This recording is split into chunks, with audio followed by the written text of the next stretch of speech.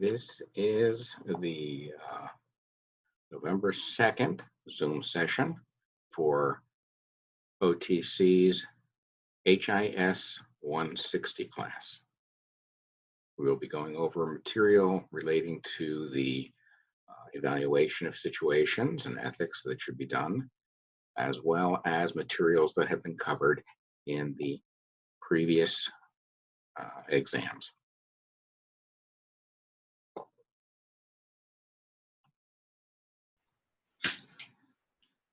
Hello. Welcome aboard. There's just us two so far? Coming back. You shaved yours. Why? Well, last weekend I was the skipper from Gilligan's Island? From Gilligan's Island. Right. I was Captain Stubing from the Love Boat. I was Fred Flintstone, and I was Uncle Fester. Why all these characters? Was it a play? Was it? No, it was a high school reunion for a class that graduated in the 70s, and we had everybody from the 1970s TV shows and movies. The Charlie's Angels were there, and we had an Elvis impersonator, and a John Denver impersonator. Scooby-Doo and the gang were there. You name it. That sounds like fun. We had one guy who was a spitting image of Danny DeVito. Oh, really? Yeah. So it was an interesting gig. Plus, I got paid, which is a nice thing. That's always good if you get paid. Mm-hmm. And then I got an email today. I just got a contract to record an audiobook. Really? So step by step. It just takes a little bit. That's it, little time. So, how did you like the midterm? I'm glad I was on the Zoom session. Of course, I went back just to see that everything you had, but it was, exactly what you said. It's no surprise, and just as long as you knew what to study. Mm-hmm. I thought I did okay. I did pretty good, I think. So. And everybody did fairly well. We had a couple of people that were a little shaky, but it really, as you can see, it wasn't. I didn't have anything in there to try and go, let me see what I can do. It was basically, come on, think about it. On previous tests, I've had people who have finished. I gave you 60 minutes on most of the tests. On this, I gave you at least an hour. And I had one person who finished the test in something like 7 minutes and was wondering why the grade wasn't the best. Through it. My only comment was, you would have caught most of the mistakes if you had taken the time, thought. Because I know I read over things when I read, so I'll constantly go, no, you know what? Oh, yeah, because that's what I came across. I don't remember. I think I did it in 20 or 30 something minutes, I think. But same thing. I went through it, and then I was like, no. So let me go back through it. Sure enough, I found some mistakes that I was like, no. That's fine. And that's important. That's important, especially if you're doing diagnostics. Yeah. Because you can't always go by your first impression. You may look at something and go, oh, well, that's obviously this. Right. And then you go, wait a minute. How did I get that with, there's something else there. Right. And I guess because... Yeah, I had a unique case a number of years ago. A patient who acoustic reflexes were there, tympanometry was fairly normal. The drum was intact and was moving. No really strange results. yet there was a hearing loss. And what it turned out to be was on the stapes, one of the crew was broken. Not both, Oh, okay. one. So it was still So vibrating, it wasn't right. but it was, you just got some slightly weird things. And that's what you have to look at. So when you're doing diagnostics, when you're looking for something, and you're trying to find out, wait a minute, why am I getting 95%, 100% to scrim with a moderate to severe hearing loss? So Yeah. you catch non-organics, and you also sometimes will find psychogenics. These are people who are consistent in every way except something just doesn't feel right, because they truly believe. They're not trying to fool you. They believe they have the problem. Yeah. And you can't be too gullible, but you can't be too doubting either. And this is all part of it. And this is when you refer out to somebody else and say, okay, I got some strange things. Here's what I got. What do you think? Let's see what, yeah. Second opinion, too. Welcome aboard. I said that all last week, and welcome aboard.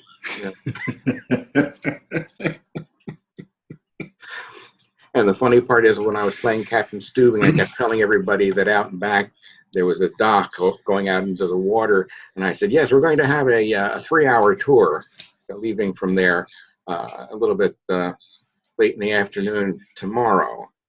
Welcome to the cruise. That's one of our excursions. I kept referring back to the 3-hour tour, and that was after I had already been out as the skipper. It was interesting. I'm assuming people got that. Yeah. And I also noticed a number of people that as they drank, they became very friendly. Yeah. I had one person when I was festive that was patting my head, and I'm going, don't do that. Don't do that. That's the problem with alcohol. People become very friendly. Or yeah, there were a couple that, they were poor. Okay. Yeah, it's another spectrum, one or the other usually. Yeah, and we had one guy who ended up getting one guy and one girl, two different people that got sort of escorted out of the reunion because they were getting a little confrontational with the characters. Oh, really? And the person who was doing Cher, she was great. She looked. We were looking like from the Sonny and Cher show. It was that era, and it was really good. Okay, getting back to the course that we are recording here, and we're getting all together. And we're going to have to have this thing catered, because we're like the only three that show up. So, did you have any questions in relation to any of the midterm or any of the materials that we covered prior? Because I'm going to review that, and I'm also going to go on to the discussions that we had where the assignment, I found out that the due date and the presentation date to you guys was kind of screwed up as far as giving an interpretation of the ethics questions. So we'll get that straightened out too. Okay. So the peer review thing, I did it. I don't know what we were supposed to do. I never done that before, and I just kind of critiqued, I guess is that what we were supposed to do there? Yep. What they gave, if I felt it was informative, or if I thought they should have gave more information, or what they didn't give. If they made an ethical mistake of some kind, if their actions were not consistent with what ethical and appropriate behavior would be. No, I'm talking about the peer review thing we got to do. That we all got this thing that said we were supposed to do a peer review on the discussion post for the Missouri versus another state. Anyway, I did, and Renee. Yeah, no, I did too. Yeah, did you do them? I did about 4 of them. I did them all. Got like, okay. And Okay. Maybe I accidentally clicked on peer review. Yeah, because don't know. it came. I got an email that night at 11:59, but I didn't check it. I was like, I'm asleep, so I was like not passed out. The next morning, I looked, got on, and all of a sudden, I had 8 peer reviews that were due at 11:59 the day before. I'm The day like, before. Yeah, that I saw. I got an email on that, and I was looking at that, going, I don't think I did that. Yeah, it must have been something in Canvas that maybe I clicked or something, because when I was setting up the discussion boards, in the discussions, our comments on the other posters' comments are like a peer review. And that's where you're supposed to be reviewing and commenting rather than just going, attaboy, yeah, you made a comment, because that doesn't really count. right.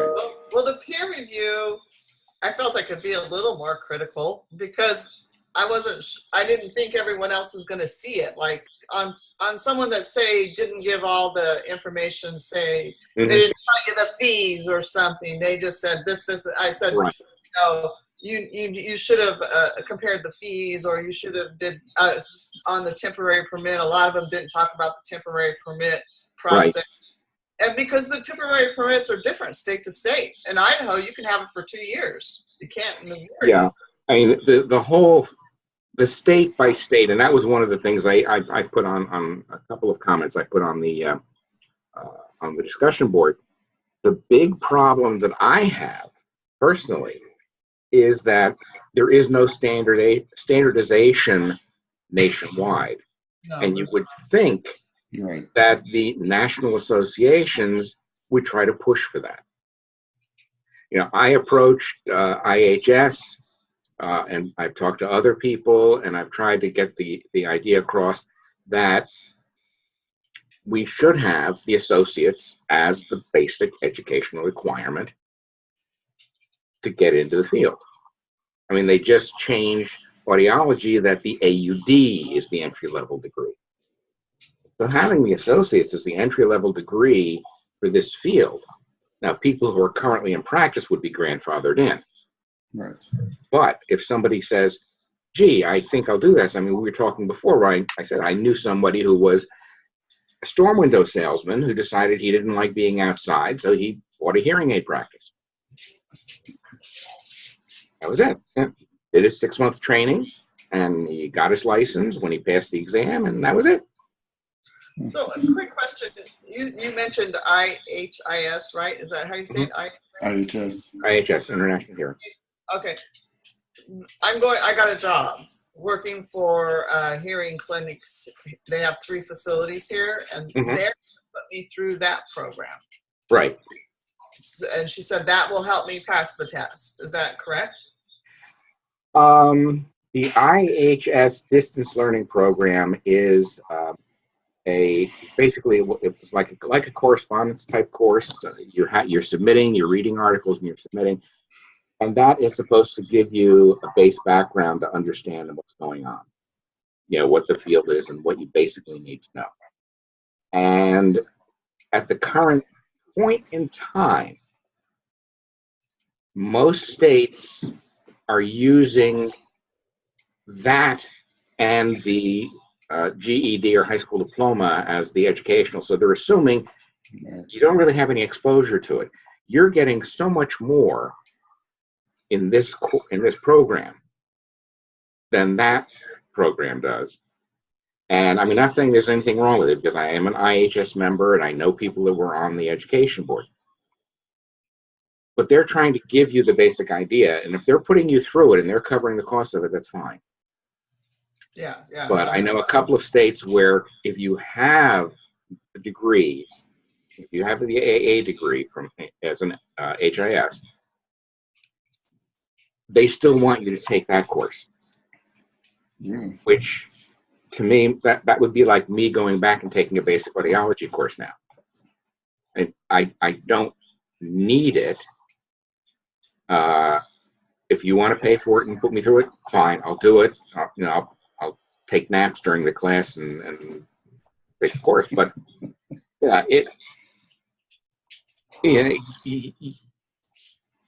when you have a firm foundation, you know where modifications are, you know where questions come up, you know where differing opinions are. You're learning more through this program than IHS requires. When I approached IHS and said, why don't we, oh, a new student, why don't you, why don't you? Sorry, I'm dog sitting. Oh, I thought it was just a critique of my teaching style. Oh, no, dog, sorry. You thought I was a Teresa who was yelling, bark, bark. No, that's anyway. And I was saying, why don't you say, let's push for that? And they have been put in a position, unfortunately, where they need the members and they need the state-by-state membership. And the states are very, very independent. Some states fought very hard to get the licensing laws and regulations passed. In New Jersey, in order to be a dispenser, if you were an audiologist, you had to take the licensing exam. You couldn't just say, I'm an audiologist, I have the audiology license. In Pennsylvania, you know what test I had to take? Whether I could write them a $50 check and get grant, just, okay, you can dispense now. Because I was already an audiologist. Now, being an audiologist, does that mean I know, as the phrase goes, my ass from my elbow as far as hearing aids? No. I'm an audiologist. I'm trained in diagnostics. But that was their requirement, and that's Pennsylvania. Now, if you come in and you don't have an audiology degree, you had to take a prep course and do the exam. At one point, each state wrote their own exam. Now they're using the IHS format for the licensing exam in most cases.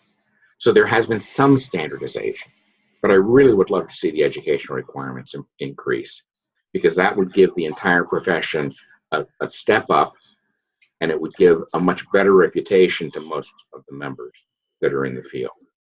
I mean, it would really lift the profession out of the attitude that, all you're trying to do is sell them something. Right. And especially now that the OTC program, over the counter, not Ozarks Technical, is getting a big push, and the discussions are going on about that. They are going to be, over the next 3 years, devising specific regulations and recommendations. And they're going to be making a category of amplifiers known as OTC hearing aids. And these are going to be not PSAPs, the personal, Personal sound amplification? No. You got it. Personal sound amplification devices, which currently are available, because some of the new ones that they're proposing are going to have fine-tuning programming available through an app on your phone. Oh, golly. So people can buy it, download the app, tune their hearing aid. Studies that were done showed that if you were rating the speech intelligibility score using all of the best practices, procedures, real ear measurement, and fitting them to the target for the NAL, the compression systems and studies that were done in Australia, and that was giving a score of about 65% satisfaction, really getting a satisfied patient.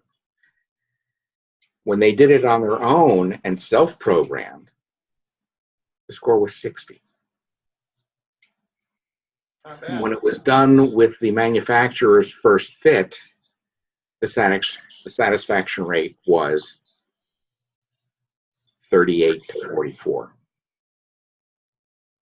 How many providers do first fit, make a few adjustments based on the patient's comments, and that's it? They never do real ear. They never do the projected speech mapping. They never do any of that.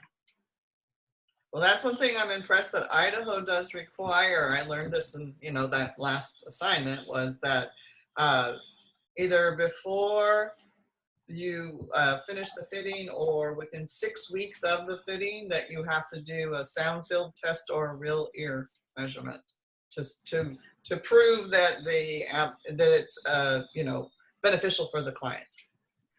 Okay. Question. You opened the door. Okay. We were just watching Law and Order, so it's like, okay. You opened the door to that question. Which do you feel would be better? Free field testing or real ear testing? And why? Well, where I'm going to be working, they use real ear. I don't know. Yeah. I would. Well, real ear, I would think real ear would be adequate. I mean, I don't know. Okay. Best thing about real ear, it removes a lot of the subjective measurements. Most of the subjective portion is removed because you're putting the sound in. It measures how loud the sound is when it hits the outside of the drum, how loud the sound is at the eardrum, showing the difference between before the hearing aid modifies it and after the hearing aid modifies it.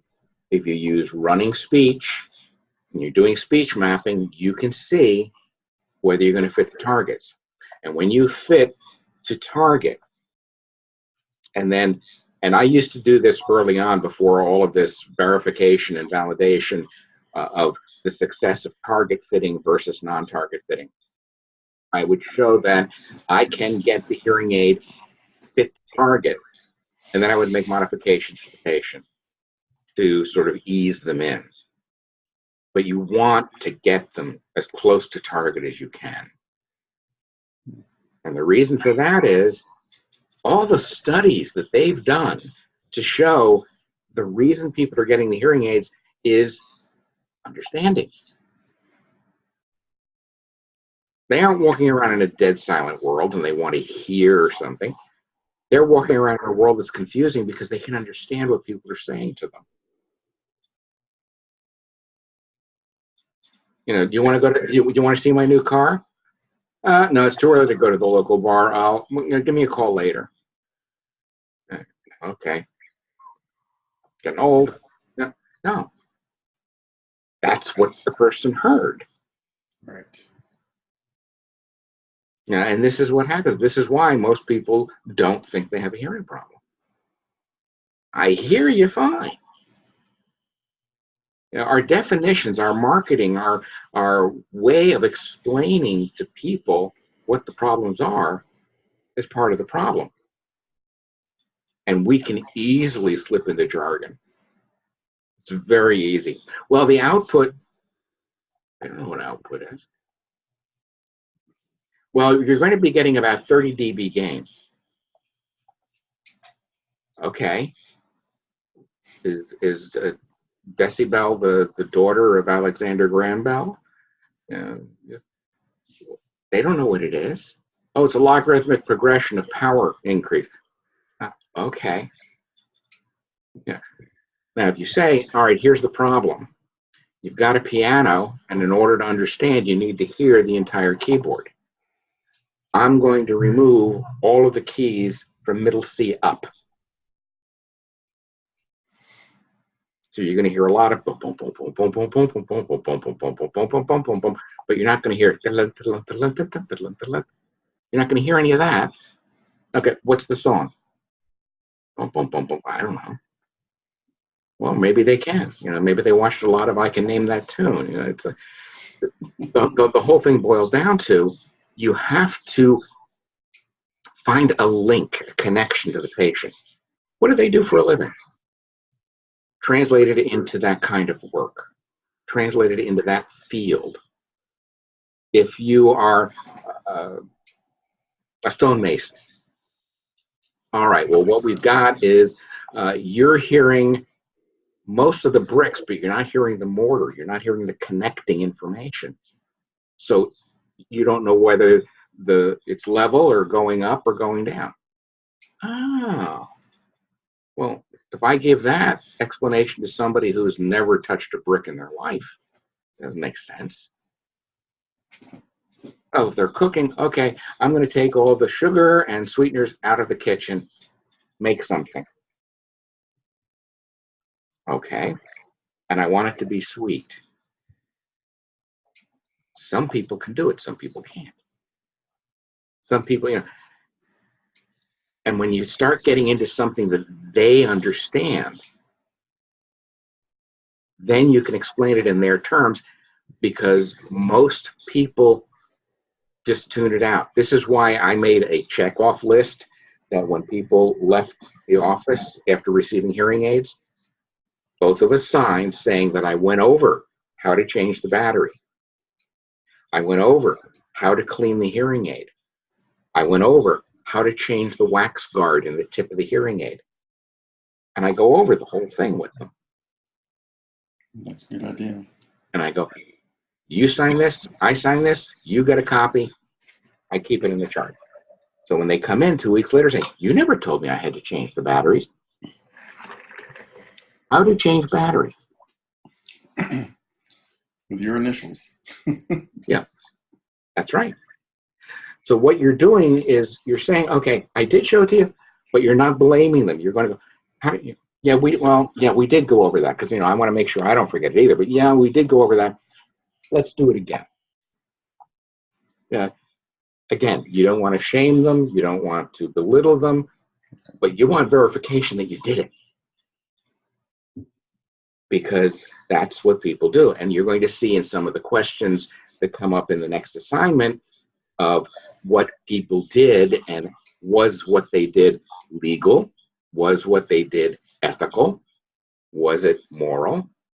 Is it breaking a law? Is it not breaking a law? Is it something that you would like them to do to you or not? Because a lot of it boils down to, would you want somebody to do this to you and expect you to accept it? And these are things too. And we all do things in all innocence, or with all the best intentions in the world. But some people don't. Did you know that there are dishonest and unethical people out there? There are. There are. And some of them aren't in politics either. But we won't go into that. So, all right. I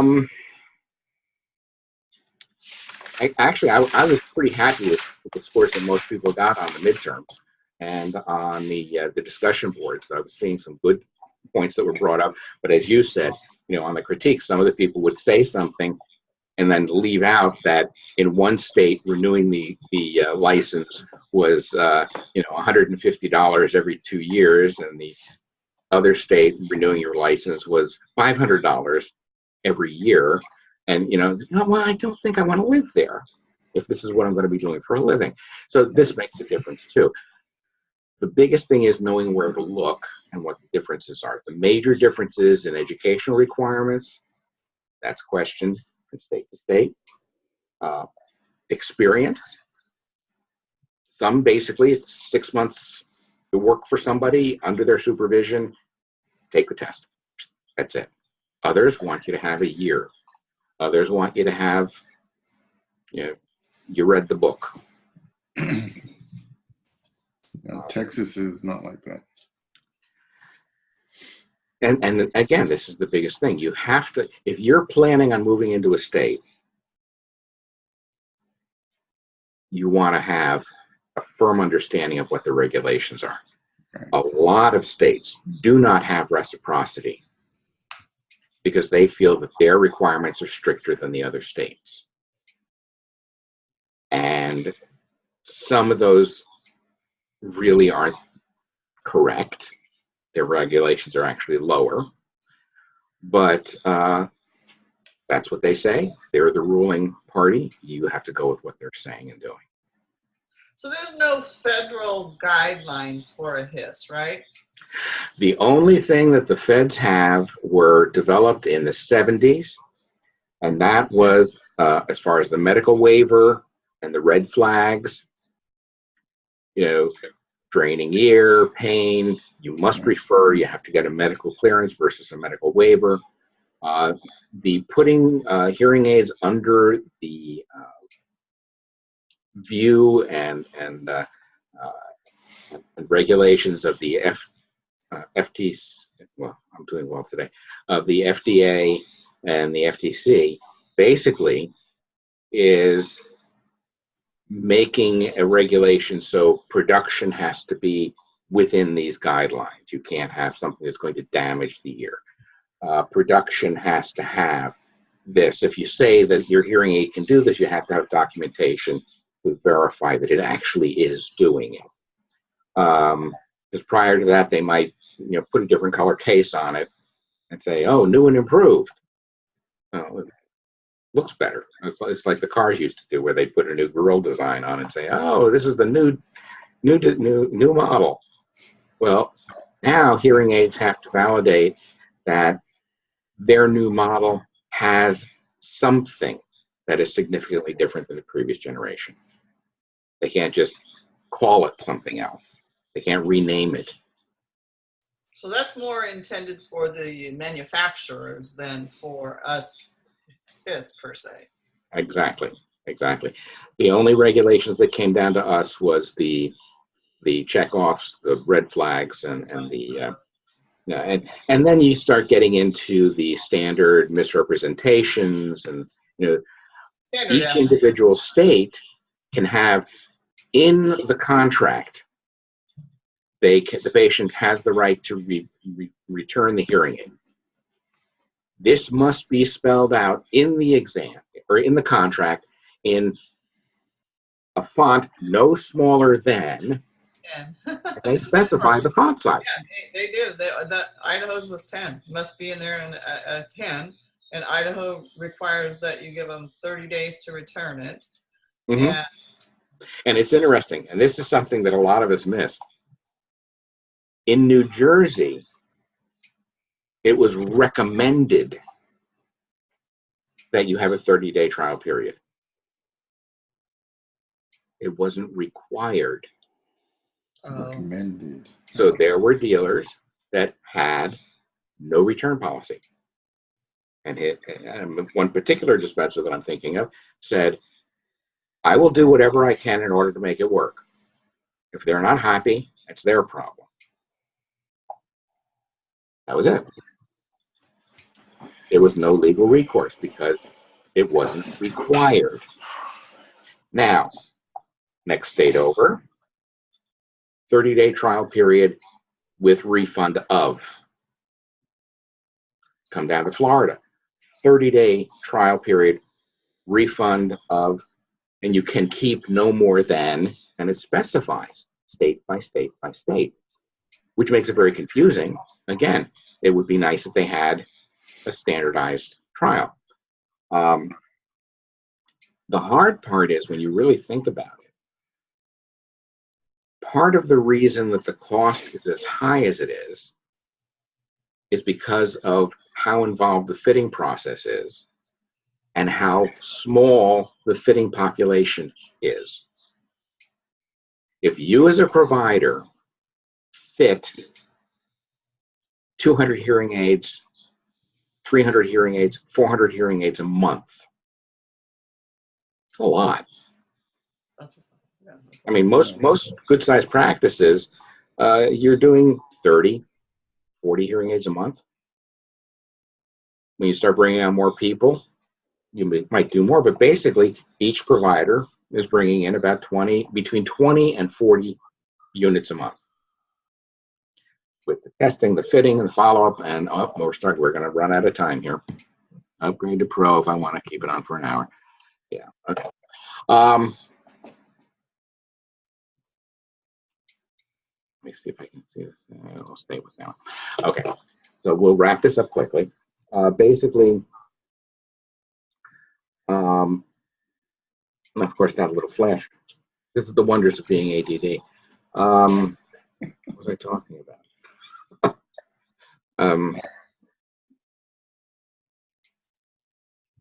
Was I talking about return policy?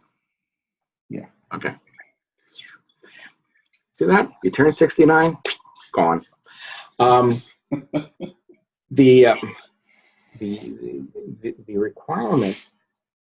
When was the last time you went to the dentist? They gave you a plate or they gave you a crown and they said, try it for 30 days. If you don't like it, you can give it back.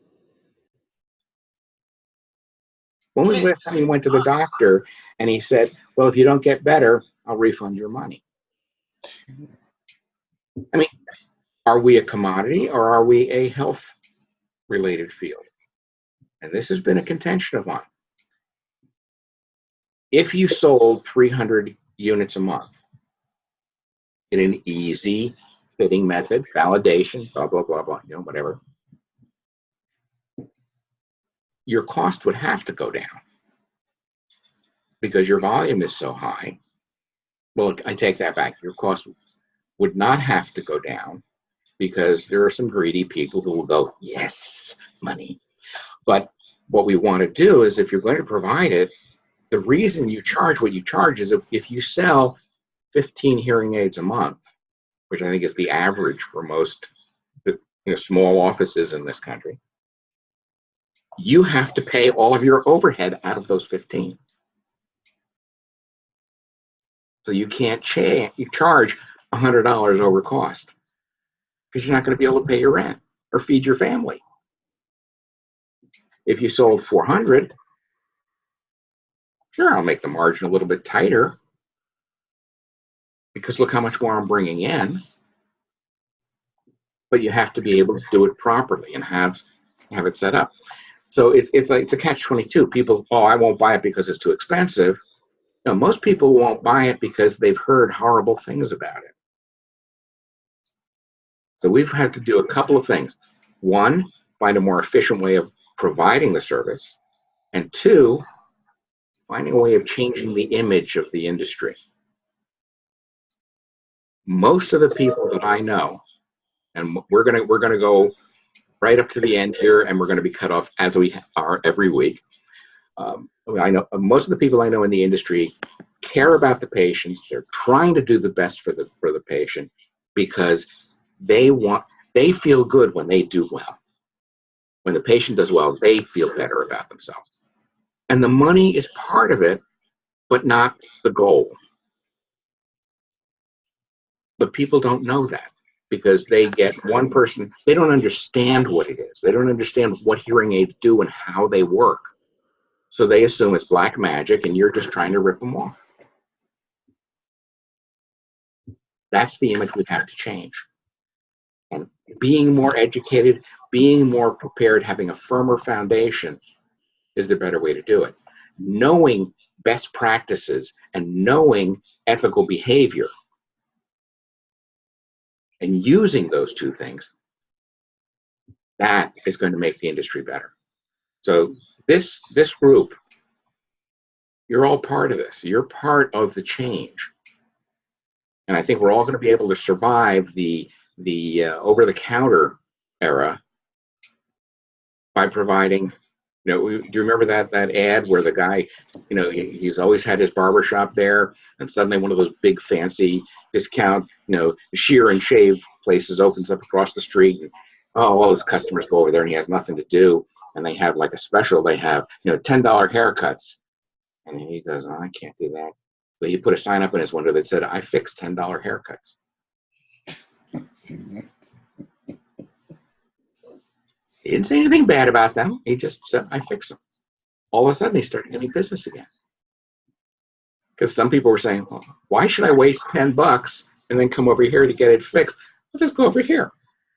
Other people were, yeah, I went there. I think I'll come over here. Because again, that was his profession. He didn't put on the airs. He just did a good job. Right. So it's a balance. And I got a lot of faith in this program. I really do. So we'll see what happens. So on the next part, on the next assignment, where you're going to be looking at the cases, just remember what you're reviewing is legal and ethical behavior. And it's probably going to be cutting us down any second here. It says remaining time, 4 minutes. 4 minutes. Okay, good. So this guy walks into a bundle.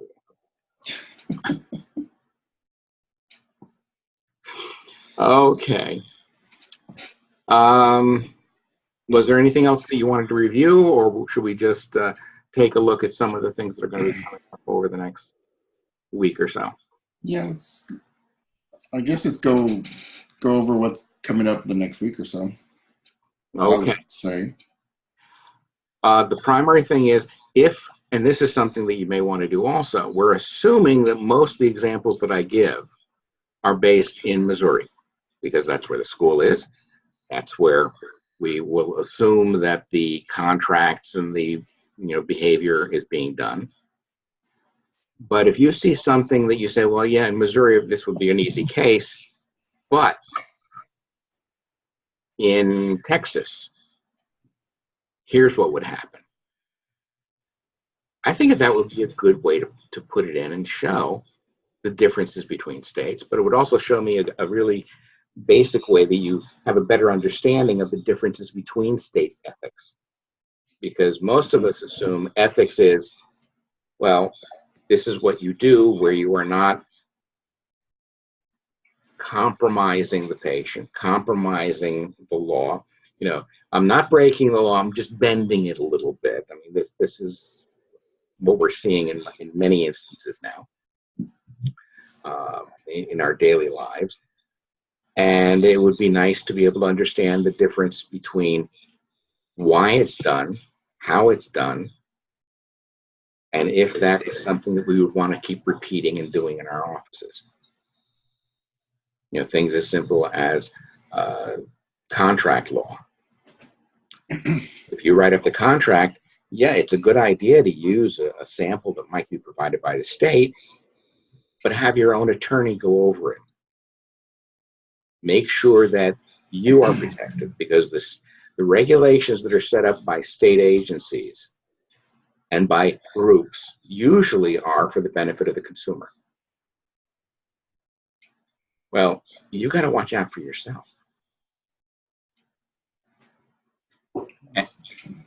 Yeah, we're almost up here. Yeah, less than a minute. So, in that minute, let me say to the two people who always seem to attend these courses, I do apologize about Tuesday. That was a total flub on my part. I had a few things that went a little haywire, and it was gone. So that's why we had it today. And is evening better for you, or is day better for you? Well, evening will be when I start my job the 14th. So. Yeah, Okay. Either or. Probably evenings are better. Okay. Because I'll be looking. I mean, one of the reasons I tried this at night was I've had a number of people who said evening. Evening I can make it. Well, you can see the huge crowd here tonight. Yeah, there was 2 comments on the discussion thing, the general communication. 2 of the girls said that they couldn't make it because they had a lab or something they had to go to. Yeah. I don't remember who it was, but there was 2 of them. Labs start tomorrow, not today. I don't know. Yeah. Well, it could be the laboratory. Or it could be spelled differently and be a laboratory or a lavatory. Well, yeah. Laboratory. Right. Do I look a little flushed? Okay. Sorry. All right. You guys have a good night. All right. I will be posting the next Zoom session, and we'll take it from there. Okay. All right. You have a good All right. evening. Okay, have a good evening. You too. Have a good night.